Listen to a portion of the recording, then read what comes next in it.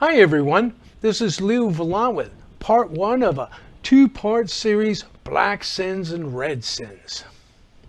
A few years back I dreamed 2 angels came and instructed me on the subject of the 2 types of sin. They even came with chalkboard and pointers. The way I remember it is, as the dream began, I was waiting in a train station. At the time, it hadn't crossed my mind whether I was planning to go somewhere or just waiting for somebody. But when the train arrived, I was met at the swing door by 2 angels getting off. They intercepted me and asked me to join them. Well, okay, maybe that's what I had been waiting for. They were dressed in clerical black, but somehow I knew they were angels. They asked me to follow them, and they led me to a corner in the terminal waiting area and commenced their lecture. The train had been an old-style train, and the inside of the terminal looked like 19th century unpainted wood. But the glass windows were clean, and I saw the green of the trees and the blue of the sky outside. Well, that's important, because the color intensity shows it to have been an important dream. So as I learned, it turns out there's 2 distinct categories of sin. First, there's the kind of sin that damns one to hell, and then there's the other kind of sin that attaches only to the body and dies away when the body dies. These 2 types of sin are called, respectively, black sin and red sin. The black sins are the ones that destine one for hell, and they're the premeditated evils. Evil done in cold blood, evil done for profit, the evil of rugged individuality that preys on society like wolves feeding on the sheep. All such intentional and deliberate evils that victimize and exploit others are the black sins. Black sins, as I learned, are the cancer that can kill a civilization. The red sins, on the other hand, are crimes of passion and appetite. Red sins are the sins of the flesh. As humanity trudges the slow evolutionary process between base animality and noble spirituality, well, the red sins are perhaps like small residual monkey tails that, while suggesting our animal origins, don't negate what humanity we have thus far attained.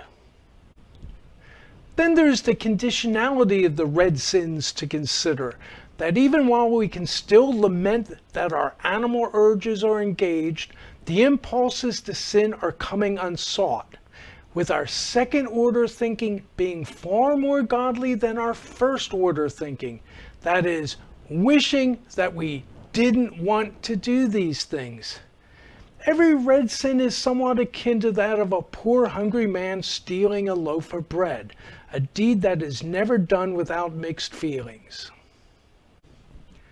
We live, after all, in a material world where the body insists on its own imperatives.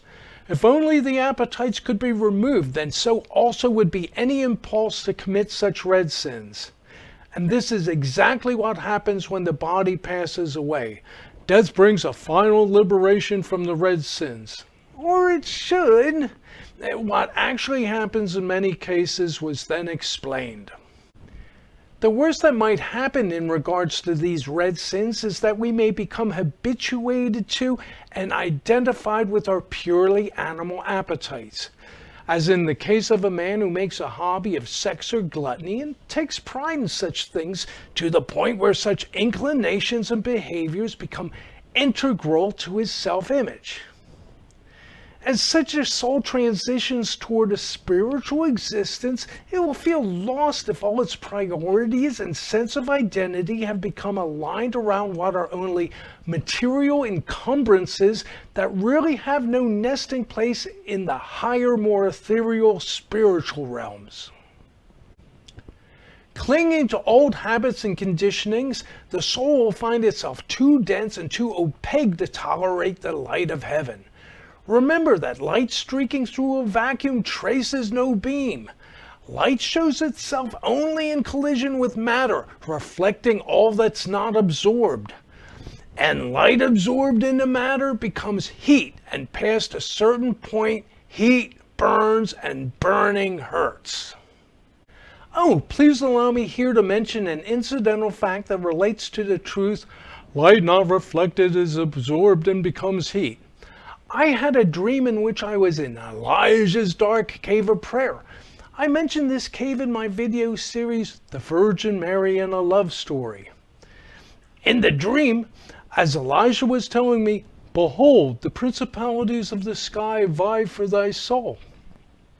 Well, the ceiling and walls of the cave vanished, leaving me a view of clear blue sky where I saw dozens of flying dragons wheeling around in aerial combat. Well, I couldn't tell who was winning or even whom I was supposed to be rooting for. So Elijah, seeing he needed to explain, told me that the angels of goodness glow with their own light generated from within, while the demons deceive by wearing bright armor and so shine only by reflected light. Well, yeah, there might be a lot of pretense in that armor, but I think there's more to it than that. It's probably also intended to reflect off light that's bright enough to burn them. So to the pure, clear soul that has risen above the material, the light of heaven is a joy, a thrill, a splendid ambiance. The most intense light can pass straight through, sensed by the ethereal spirit, but not absorbed, registering as a pleasure, not as a pain. But that can't be said of the coarse and worldly souls where the light becomes a blinding, burning pain. But that's not to say that there's no hope. This is one of those cases where a curse comes packing a blessing. You see, in burning, the impurities are consumed. The angels explain that this is the very point of purgatory, where the suffering comes not from the fires of hell, but from the light of heaven. You see, there's no fixed boundaries between purgatory and heaven, but that the absolute light of God is fixed in the center, where the white light is a liquid fire, but with distance it diminishes in intensity until at the outer reaches of purgatory, the light is only the lightest of pinpricks to those still retaining animalistic contaminations. The angels emphasize that if I remember anything from their lecture and pass it on, it should be this: to go towards the light, even when it hurts. The closer you can get to it and the more pain you can endure, the shorter will be your time of suffering. But many souls doom themselves for near eternities in barely endurable twilight, fearing the pain that brings them closer to perfection. If only they could push themselves to rush onwards, to charge into the blistering, beautiful light with open, smoking, flaming arms. After all, it's not like it could kill them, right? And don't they say that what doesn't kill you makes you stronger? But in this case, we'd say pure or clearer. But no, we don't need to wait until we're dead. The ties, attachments, and the pull of the red sins can be addressed all while we're still alive. Mostly we need to etherealize our interests. Replacing often works better than renouncing. Simply pulling ourselves away from our cravings would leave a vacuum that would suck us back in, wouldn't it? But if we move into newer and higher interests first, then we wouldn't have the same time and attention left over for the old and the lower, would we? But then again, life must be lived, and we do in fact have appetites that tell us as much about what we need as what we only want. And so we shouldn't deny ourselves necessities to which we're honestly entitled. And charity was never intended to be a weapon by which we commit suicide. Of course, when it comes to etherealizing our appetites, youth is as much a curse as it is a blessing, and old age is much a blessing as it is a curse. The young and inexperienced haven't the insight that there can be too much of a good thing. You know, that excessive drinking leads to hangovers and occasional weekends in jail, and that prolonged sex is like a forced march where our heart's real deepest yearning would be for a rest break and a beer. And that the most beautiful women are often super high maintenance with exorbitantly expensive tastes, and often they're the nastiest nags.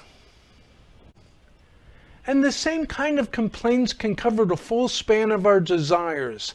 So we should all become familiar with the concept of engineering compromise, where, for example, the greatest speed may be the ideal for a race car, but then there would be scarce provisions for comfort, noise reduction, air conditioning, gas mileage, fuel tank range, and affordability.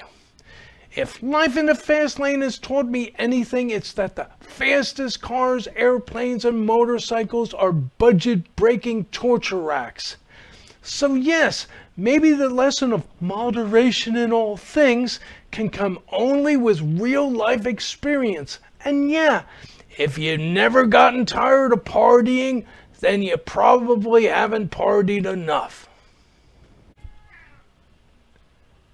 Yes, it is also a common observation noted by the worldly wise that we only need to get what we wish for in order to break the spell of wanting it at all. For instance, I once had a real laugh when a friend of mine told me that the two of the happiest moments of his life were, first, when he got the boat he had always dreamed of, and then second, when he was finally able to sell his boat. It still cracks me up. But can't we infer that had he never gotten the boat, then he would have continued on wanting it? So yeah, it may be the case that those most spiritually twisted up by carnal and material desires are those who experience fulfilling them the least, going to their graves yearning for the beautiful women, fast cars, and everything else they never had. But does that mean that it's only the sated and fulfilled that can go peacefully to the great beyond? Well, it shouldn't, and so the ideal we should aim for is to die leaving our appetites behind with a sense of relief and not with regret, looking up and not looking back. But the way it might actually play out for us, well, we might still be caught up in our worldly desires up until the time we realize it's really too late, and that our boat has sailed, and that we had our day in the sun, and now we're in the twilight of our years. And this is how I think that old age becomes a blessing, because it brings us to the point where we no longer wish for anything more than simply to be content contemplating our sunset. Well, this is it for part one, and now on to the second and final part. Thanks, everybody. See you later.